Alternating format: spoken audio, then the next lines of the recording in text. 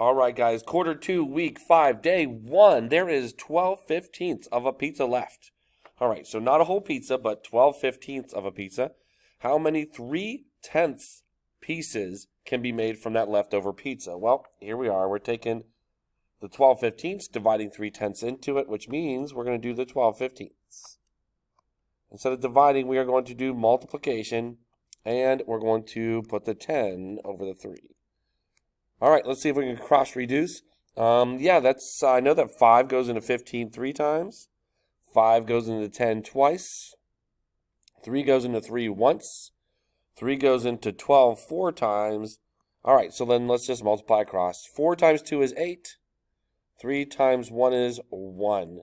Actually, sorry, 3 times 1 is 3.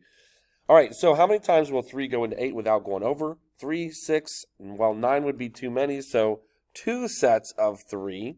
3 times 2 is 6. We've used up 6 of the 8, which means there's 2 left over out of 3. Okay, so how many 3/10 pieces can be made from the leftover pizza? 2 2/3 pieces. Find the difference, which means we are subtracting. We do have decimals, so we're going to have to line them up. Okay, well, this is going to be an interesting one. So we have 70.1 minus 70, so it's almost the exact same number, 0.09. So we'll put a little 0 above that one. So 9 can't go take anything away from 0, so we're going to have to borrow. We'll make that a 0. This becomes a 10. 10 minus 9 is 1. 0 minus 0 is 0. And 0. And 0. Okay, so basically our answer is 0.01. Or 0.01 would be our answer for that one. Okay, so that's the only thing we have to do. Okay, this says find the missing number of each unit rate. And finally, we can just leave it at unit rate because they have a 1 in the answers. So that's good. What does it take to get from 3 down to 1? 3 divided by 3. So you have to do 48 divided by, 40, I'm thinking of something else. So you do 48 divided by 3, and that gives us 16. Okay, so that would be our answer for that one. To get from 8 down to 1, we divide by 8. So we do 56 divided by 8, and if we do 56 divided by 8, that's going to equal 7. So there's our answer for that one. All we have to do is, again, treat the numerator and the denominator the same by either scaling up by multiplying or down by dividing, and that'll give us our answer.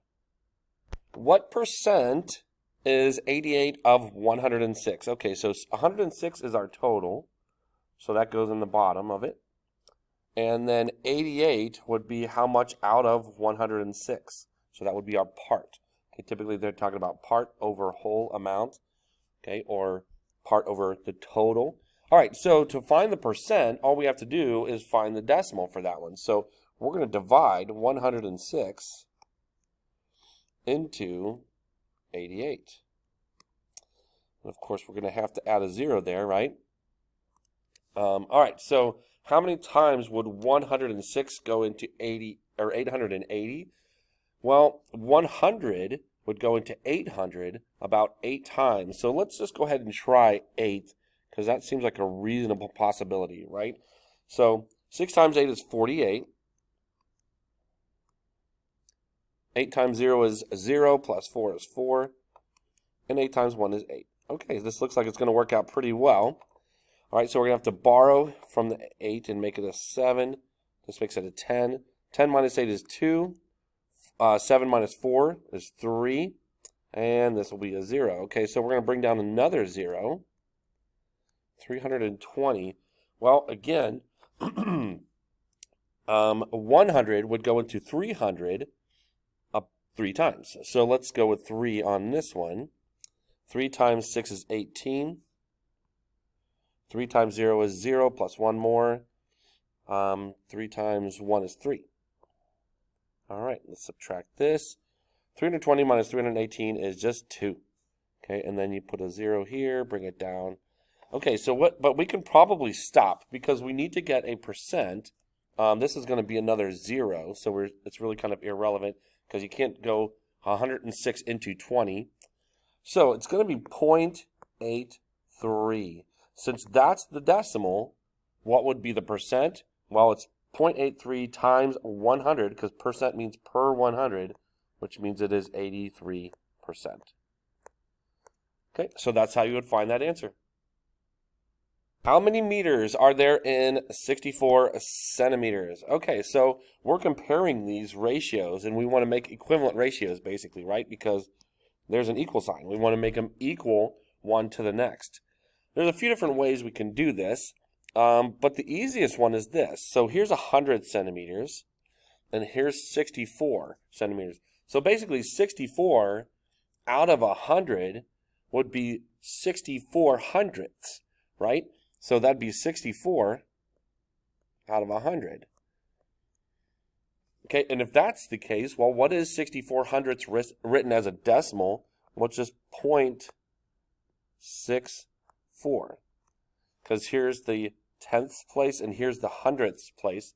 So that would be our answer. Or you can also look at it this way and say, well, we would figure that we would multiply, okay, if you want to move a decimal 2 places to the right, we multiply by 0.64 to get 64. 100 times 0.64, you just move the decimal over 2 places to get that, which means you're going to have to multiply this by 0.64 also.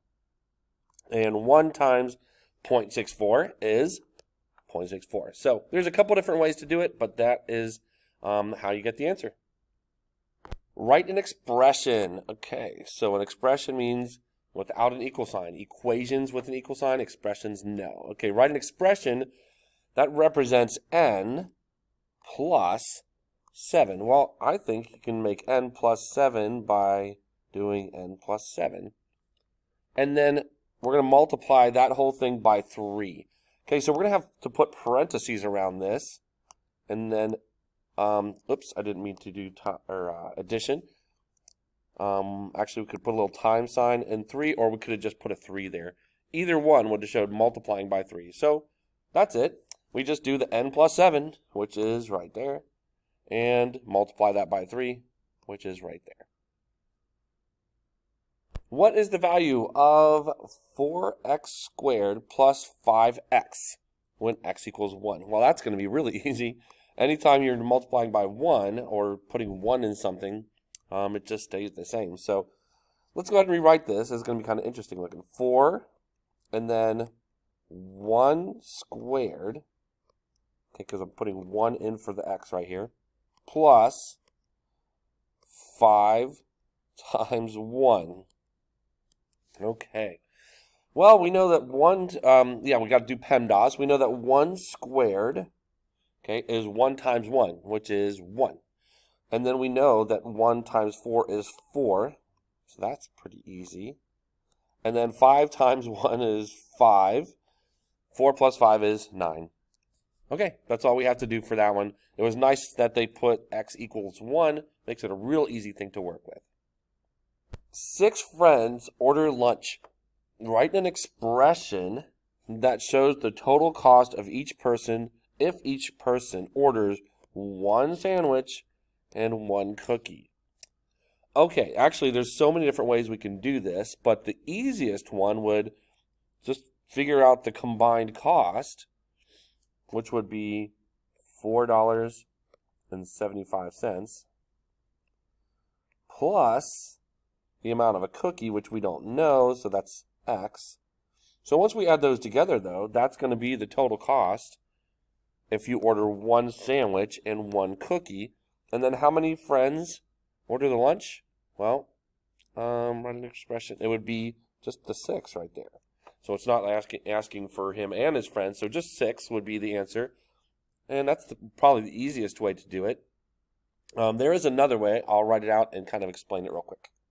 Okay, another way would be to do 6x plus 6 times 4.75. And you might see why this would make sense too. 6x would be 6 times whatever the cookie costs. And this one here would be 6 times $4.75, which is what the sandwich costs. and then you add them together. Okay, so there's two different ways. Actually, there's more than that even. But these are two of probably the most common ways to write this expression. Okay, so they're asking, what is the value of y? So we're looking at this equation, and we're saying, what is y? And they're giving us two options, 14.5 and 15.5. Okay, so let's just do, I don't know, since 14.5 is on the left, let's just do 14.5 plus 3.5.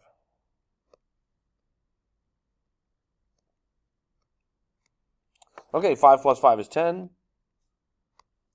4, and, well, 3 and 1 is 4, so 4 plus 4 is 8. And then a 1. Well, I don't think we have to do this one, because we know that for sure 14.5 is 18, which is the answer that they have here.